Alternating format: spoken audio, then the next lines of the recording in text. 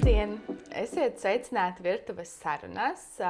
Esam valsts svētku priekšvakarā, tā gribētos teikt, un tā arī ir. Un šajā laikā noteikti katrs no mums kaut mazliet aizdomājas par to, ko mums nozīmē Latvija, kā mēs jūtamies par šiem svētkiem, vai ko mēs darīsim šajās brīvdienās garajās. Un kādas ir jūsu sajūtas? Eva. Man atšķirībā no jums, es esmu vēl to 90. gadu piedzīvojusi. Es vēl šodien atceros, kur es tajā brīdī atceros, kad paziņoju to augstākās padomes lēmumu. Kur tu biji? Es biju uz ielas, bet visi jau to brīdi klausījās radio. Visiem visapkārt, visi staigāja ar radio. Mēs jau to tagad nevaram iedomāties, jo mums jau ir austiņas un viss kaut kas, ja? Bet fiziski radioaparāti stāvēja ieslēgti pie ausīm. Jā, cilvēki klausījās pie ausīm, un es apkārtējiem dzirdēju, jā, kad ir nobalsots. Tas bija kaut kas tāds, ko, es laikam, to sajūsmu es varu salīdzināt. Tā sajūsma bija visur, jā? Visur. Viņa bija gaisā, viņa bija mājās, viņa bija cilvēku sirdīs. Tev pilnīgi asaras acīs. Jo es tiešām to ļoti atceros, un tas bija kaut kas tāds, ka tev likās, tev ir sava valsts, un tad mēs būsim brīvi, ja? Un mēs varēsim runāt un domāt to, ko mēs gribam. Īstenībā tādi, to laikam tikai var tā, vēl vairāk aizkustināt. Es laikam esmu bijusi tikai, tā kā bērni dzimst, ja? Jūs to nepiedzīvojāt, bet tas bija kaut kas tāds, ja, ko vienkārši, tas bija, tas man tiešām ir palicis atmiņā kā ārkārtīgi tāds spilgts brīdis. Un ir pagājuši 36 gadi, un baigi viss ir mainījies. Un tu smagi nopūties. Viss ir ļoti mainījies. Jo vakardien es, piemēram, arī veidojot avīzi, divas tādas it kā nenozīmīgas ziņas, bet tas iesita tā, tik ļoti žēl un tik ļoti neizprotam. Man tas arī ir, es runāju par nabadzību. Jo tā, tikai statistisks dati, ja, no gada sākuma par gandrīz 4% ir pieauguši mums valstī trūcīgo cilvēku skaits. Par gandrīz 10% ir maznodrošināto skaits pieaudzis. Uz mūsu Latviju mazo, uz mūsu mazo Latviju, iedomājieties, par 10% ir pieauguši. Tas ir ārkārtīgi. Mums cilvēku paliek mazāk, cilvēku mums izmirst, bet šis skaitlis mums iet augšā.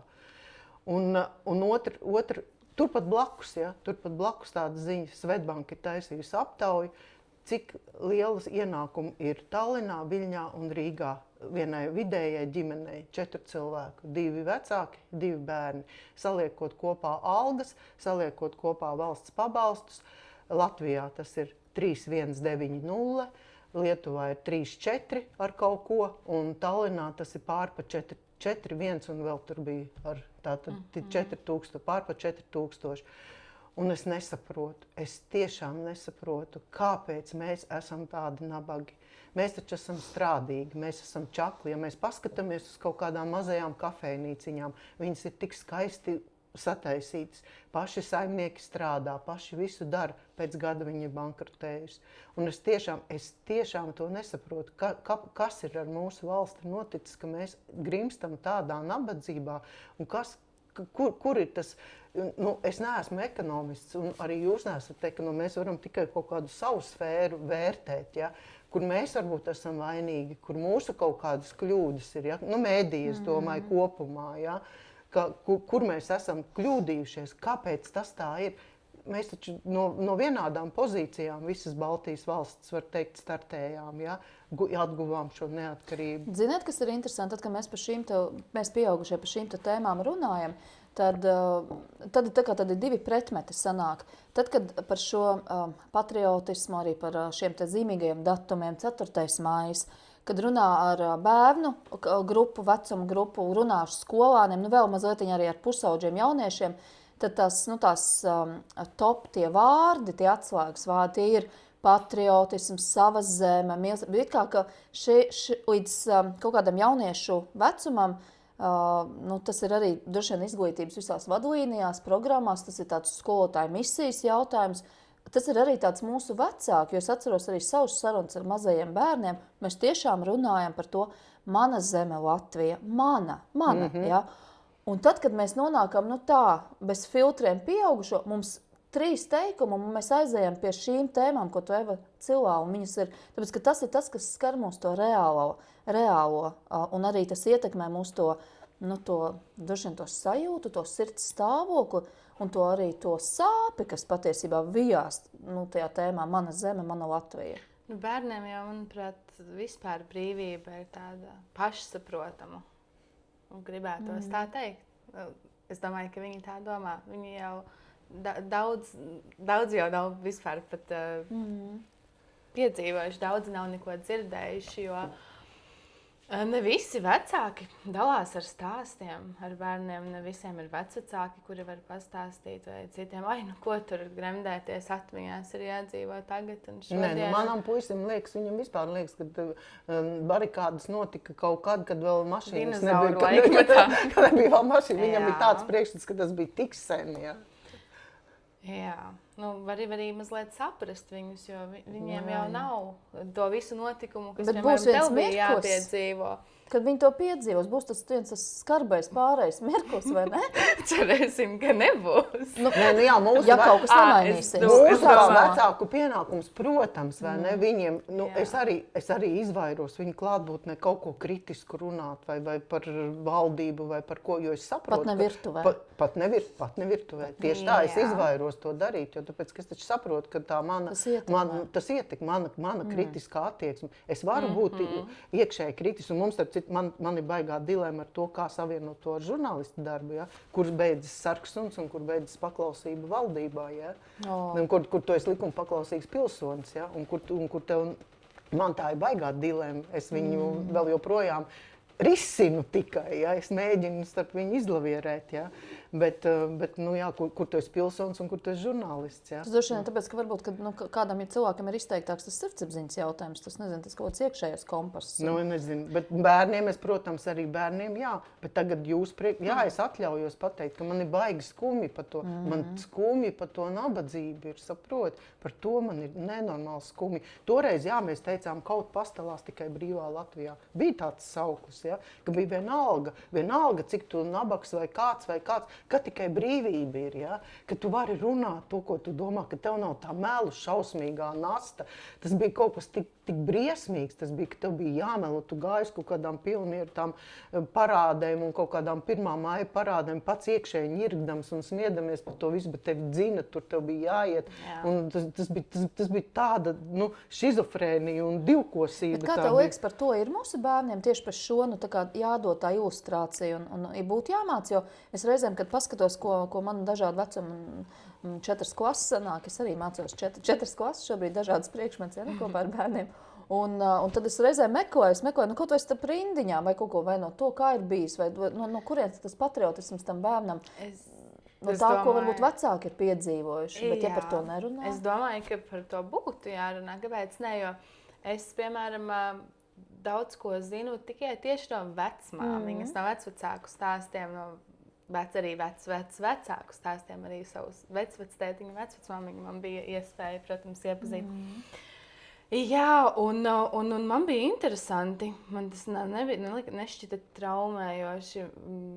Protams, ka tas viss šķiet kādā tālā pagātnē, tāla kaut kāda bilde, liekas mazliet neiespējami, tā kā pasaku bez mazliet klausīties tas bija. Bet es esmu mēģinājusi, piemēram, savu bērnu ievest, tad viņai ir 6 gadi. Es esmu mēģinājusi viņu ievest Ogrē, tajā muzejā, jaunajā neatkarības laukumā, atklātajā, un es viņai stāstu, kad kur tur tie vagoni, ka tur kādreiz bija tāds laiks, ka tur cilvēkus iekrāva un aizveda un izsūtīja. Pilnīgi, ko nesaprot aiziet tālāk, paskaties kāda forša gaismiņa. Bet paliks viņai tas, tieši tā, tas viss, tas arī var būt sajūta līmenī, tas varbūt nepaliks informācijas līmenī, tas varbūt paliks sajūta, kaut kāda, tā kā. Bet es mīlu savu zemi. Es arī ļoti. Ļoti. Es tā domāju par to, kas ir tā mana Latvijas sajūta. Patiesībā viņa jau nekur tālu nestiepjas. Ja mēs paskatāmies, tā mana zemes sajūta, ka es esmu latvietis, viņa man patiesībā ir skatos, man ir kaimiņi. Tas ir tādā cilvēcīgā līmenī. Es saprotu, ka es viņus ļoti cienu. Tie ir mani latvieši. Es viņiem gribu palīdzēt, tad, kad viņiem ir grūti, un es gribētu saņemt palīdzību no viņiem, tad, kad man, piemēram, vajadzētu. Un tad tas ir tās cilvēcīgais, tās attiecības, un kā latvietis latvietim. Un, ka mēs ikdienā to piedzīvojam, tad tik silti, tā kā šitā tēja. Bet patiesībā arī nereizi nav bijusi tāda sajūta, ka es gribētu aizbraukt kaut kur strādāt citur, citā valstī. Vai kad es aizbraucu ceļojumā, man pēc 3 dienām katru reizi, lai arī kur es būtu kaut vai brīnišķīgajā Spānijā. Tā nav tā sajūta, ka jāmaksā rēķini, tad tā sajūta neatnāk. Nē, man ir sajūta, ka es gribu mājās. Bet tiešām vienmēr gribās mājās, un es tikai nevaru iedomāties. Mēs tev piezvanīsim nākamreiz, kad mēs vidām maksāsim nodokļus, tad tas ir Megija, kā tu tiec galā ar to. Mani kaitina tas fakts, ka man jārunā citā valodā visu laiku, un ka es nevaru runāt latviešu valodā, un mani neizsaprot. Lai arī cik, dīvaini tas neizklausītos, bet jā. Nē, es arī, man māsa dzīvo Austrālijā, un es arī, viņa no 91. gada ir, viņa aizbrauc barikāžu laikā, ja viņa jau tur ir ritīgi iesakņojusies ar bērniem un visu, un es arī kādreiz tā esmu domājis, es nevarētu. Man arī, es tiešām nevarētu. Man te ir tik, tiešām, labi, runājam saknes, vai ne? Jā, te ir labs sejolis par to viens. Te ir viss, tā kā tu tiešām tā kā tāds koks jau iesakņojies. Varbūt arī tāpēc mēs tik ļoti asi sāsnāt uztveram netaisnību, jo tā netaisnība viņa ir, cik veca ir pasaule, cik veca ir cilvēks, ir arī netaisnība, ir sāpes, vai ne? Un kad ir tā netaisnības sajūta, tāpēc arī mēs to tik ļoti asi sajūtam, ja viņu mēs sajūtam tā kā no mūsējiem, no mūsu vidus, vai ne, kad latvietis latvietim. Jā, tas jau sāp vairāk. Tas ir visvairāk. Tas jau sāp visvairāk, jo tev tas tuvākais, ja tev svešais, labi, mazums, kas viņam prātā, jā. Ja tev tuvais, tā jau ir nodevība, vai ne? Tu jau to izjūti kā nodevību. Ko? Iesim vēl, mums vēl vēlēšanas priekšā, vai ne? Mums ir vēlēšanas, jā. Esat jau izdomājuši, par ko balsosiet tagad? Aptuveni. Tāda partija vēl nav izdomāta, vēl nav sev pieteikusi. Labi, bet ja mēs vēl par valsti runājam, kāda jums ir ideālā Latvija? Viņa ir šobrīd tāda, viņai vai viņai? Es par to domāju. Labi. Es par to domāju, braucot šeit, varbūt nē, bet pirms tam. Tātad, es iedomājos. Es sagaidu no valsts, ka viņa būs, tā būs jumts manai mājai. Tā, kā es to redzu. Kad man ir māja, es tur darbojos, pati saimniekoju, visu daru tur dārziņš, ģimene un viss pārējais. Strādāju arī, bet tad, kad sāk tecēt jumts, tad es sagaidu, ka valsts man palīdzēs viņu tomēr nomainīt. Tikai es sagaidu drošību, ka valsts sniegs man drošību, bet protams, kad dodot arī kaut ko pretī, jo, manuprāt, tas varētu būt saistīts arī ar to nabadzību, ka cilvēki nav, daudzi cilvēki nav gatavi dot pretī.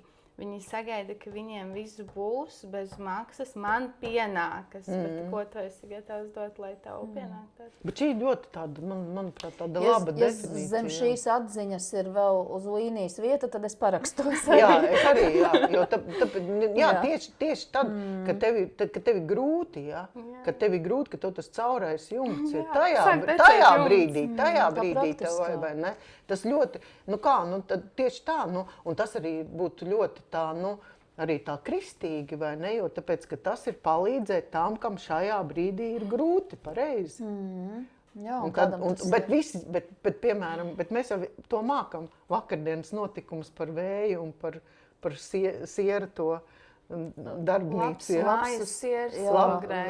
Jā, mēs par to rakstījām, un tur cilvēks saslēdzās, un tas ir tas latvietim, kā cilvēks saslēdzās un palīdzēja šiem siera meistariem, un patiesībā, pusdienas laikā šī Sabīna sauca šo saimnieci, vai ne? Viņa teica, viss lūdzu nezvaniet vairāk, mēs netiksim vairs galā ar vēl, vairāk, kad saziedoja šos šķīvjus un zvanīja un veda un tāds. Latvietis nonāk nelaimē un 100 citu latviešu iet palīgā. Te arī tas sociālo tīklu spēks patiesībā, cik ātri cilvēki. To liels prieks, jā.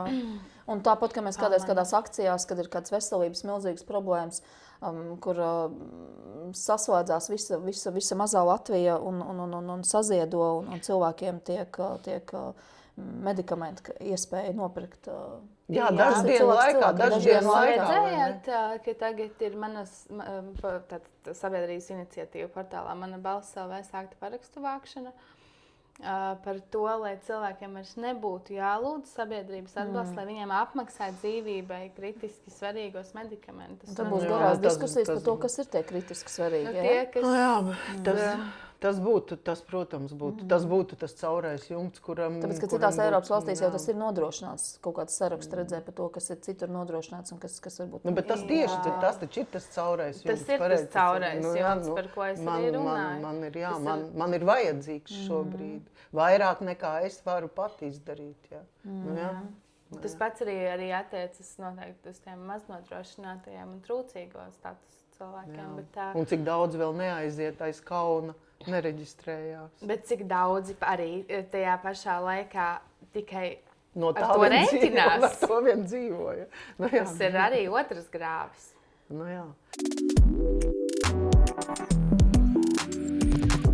Mēs pieskārāmies jau veselības tēmai. Bija interesanti, ja? Tev interesants arī raksts un interesanti arī pieredze par to, kas šobrīd Ogres slimnīcā, par tiem...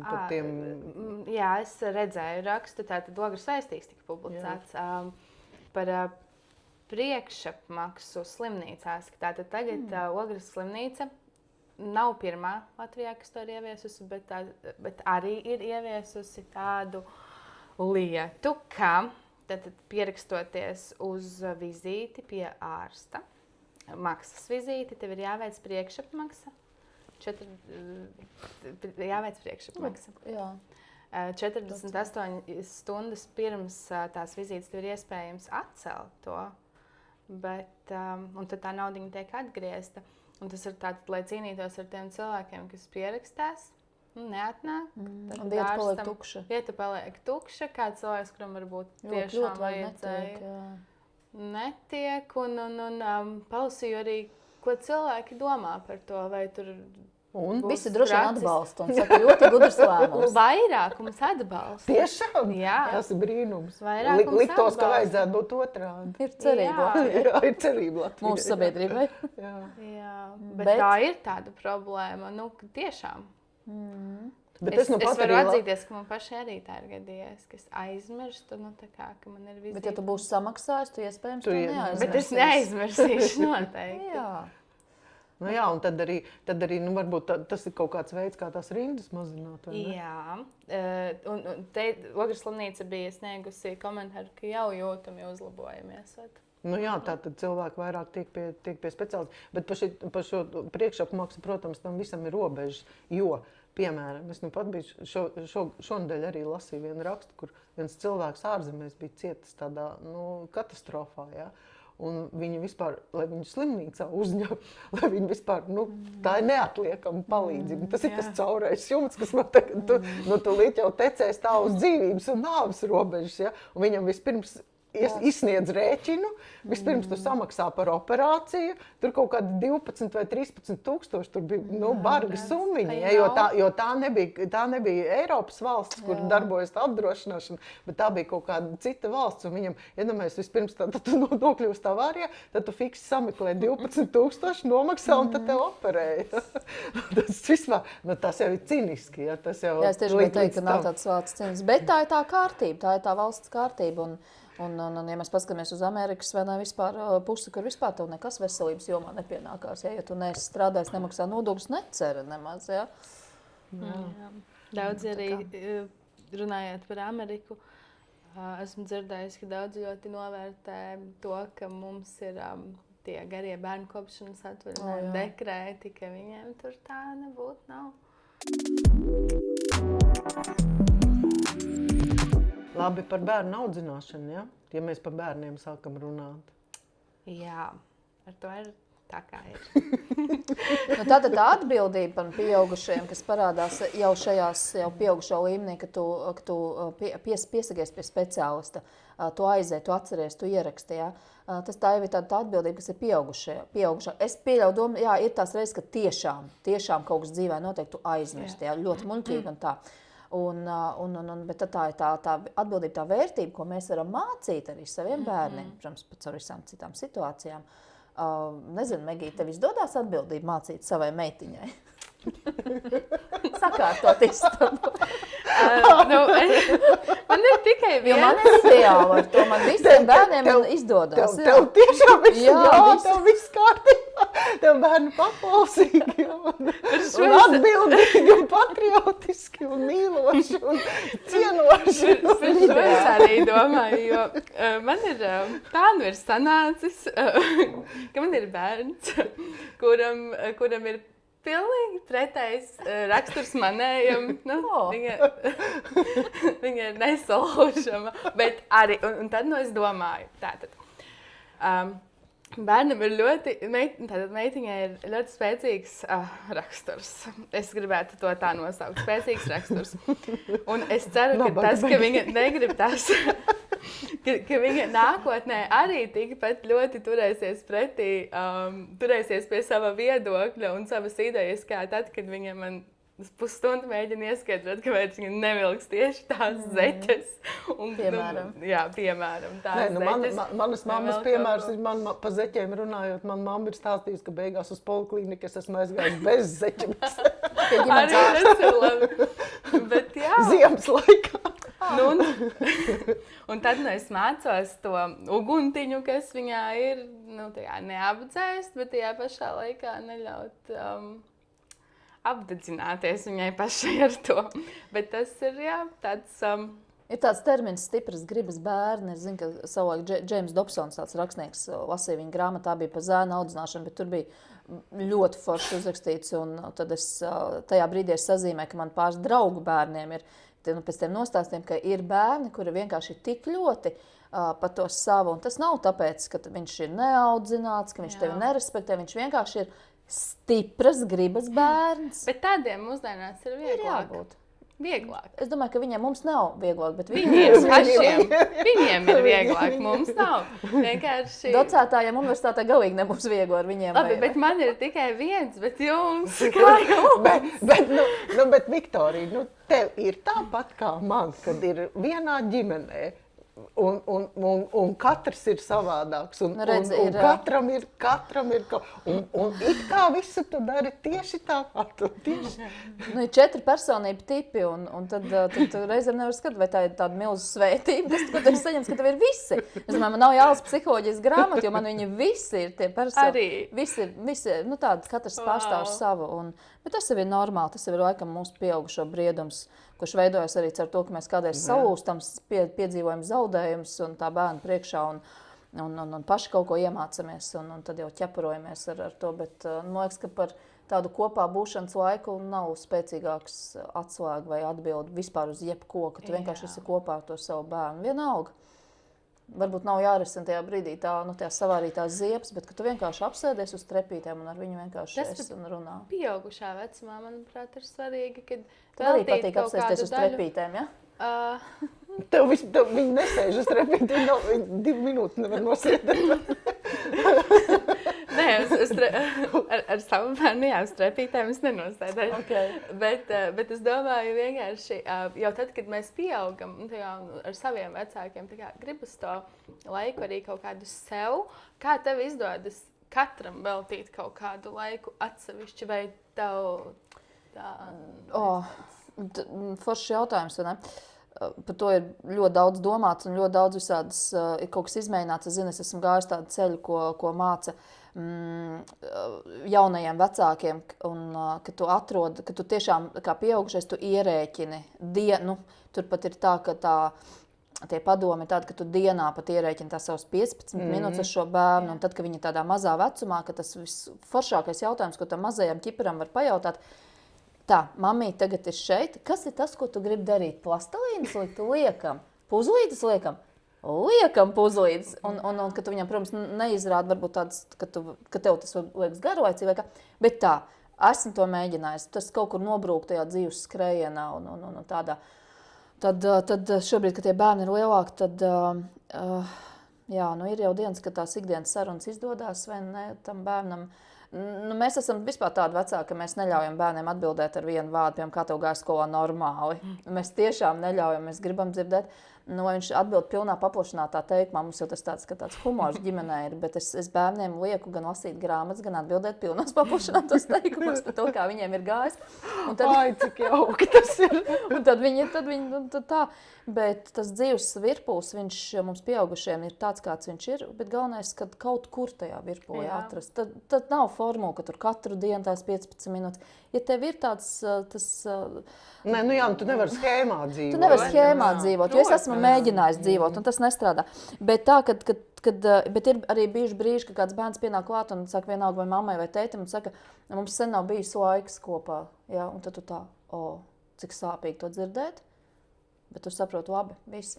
Bet mēs tiešām tā skatāmies, nu es arī, kad man ļoti patīk, kad var aizbraukt, tā kā, kas tad tam bērnam, viņš ir tik priecīgs, ka tu aizbrauc saldējumu kokteili izdzer ar viņu vai saldējumu apēt turpat uz vietējo kafēnīciņu, vai ne? Tev tas izmaksā tikai, 4,50 vai ne, un stundu no tava laika, vai ne, bet tam tā vērtība ir beigās tik liela. Bet tu vari arī to stundu vienkārši pateikt tam bērnam, viss man nav laikas, tagad nē. Nu tā, bet mums bet jums nav tādas situācijas, ka pienāk kaut kāds noteikts vecums, un viņš saka, ka viņš ar saviem vecākiem neko negrib, ka viņš grib ar draugiem iet? Jā, laikam jau ir sācies. Man tā ir, ka nē, un arī tas ir uz kino, tu ar tevi uz kino, nē, taču neieši ar tevi uz kino, tu ko? Bet tas ir jārespektē. Mēs tās reizes kompensējam, ka mājās čipsi, popkorns un skatāmies, piemēram, kaut kādu filmu, tad mums notiek balsošana. Ļoti grūti ir vienoties par vienu rezultātu. Mēs esam sprukās bijuši un vienojušies par divām filmām, viena pēc otras, tikai tāpēc, ka pusi ir pa vienu filmu, pusi pa otru. Bet viss ok, tad 6 stundas mēs tam laikam vēl. Jā, jo atšķirīgi arī vecumi. Jā, bet laikam jau ir tā, ka tiem bērniem arī gribās tā kā izpost tos spārnus, un tad tu vienkārši tā zelta, it kā banālā, bet tajā pat laikā tik foršā doma par to, ka tu vienkārši esi pieejams. Tu paliec vecāks, Eva, vai ne? Tu vienkārši kā vecāks paliec pieejams. Maciņš un leduskaps. Maciņš un to. Maciņš un leduskaps. Nē, jā, bet es par tām atbildēm es iedomājos. Es teiktu, ar mani kopā vēl dzīvo tikai jaunākais dēls, kuram ir 20. Ja? Un tad viņš parasti prasa, kā tev gāja. Viņš saka, atbild ar vienu vārdu, bet uzreiz man jautā pretī. Un tev? Cik ļoti jauki tas ir. Viņš nevis tā, jā, bet un tev, jo novirza sarunu no savu. Bet varbūt tā ir komunikācijas prasme, tā nav novirzīšana, tā ir komunikācijas prasme. Es nezinu, kas tas ir, bet es esmu ievērojis, ka viņš tā es viņam paprasu, viņš uzreiz fiks man pretī. Un tev kā? Jā. Cik jauki. Nu labi, tad svinēsim kopā ar bērniem maiju, vai ne? Svinēsim maiju, jā. Priecāsimies Ko jūs par darāt dzīvi. 4. maijā? Man būs baigie darbi, man jau ir ieplānotas 2000 aveņu stādīšana. Par godu Latvijai. Par godu Latvijai 2000 aveņu stādu. Ziemas aveņas. Tā kā varēsiet iegādāt rudenī. Tā kā man būs baigie darbi, jā. Man nav avens, man nav ne avens, ne stādi, un nav arī plāns. Un es līdz galam nezinu savu atbildi, bet droši vien, ka es gribēšu vienkārši atpūsties. Jūs man atļausiet? Jā, varbūt mums kaut kas būs jāparaksta, vai ne? Mums žurnālistiem ir 24/7. Varbūt tev būs kaut kas jāsabildē, kāds pasākums, vai ne? Kāds entuziasts, kuri avenes stāda. Jā, mēs brauksim.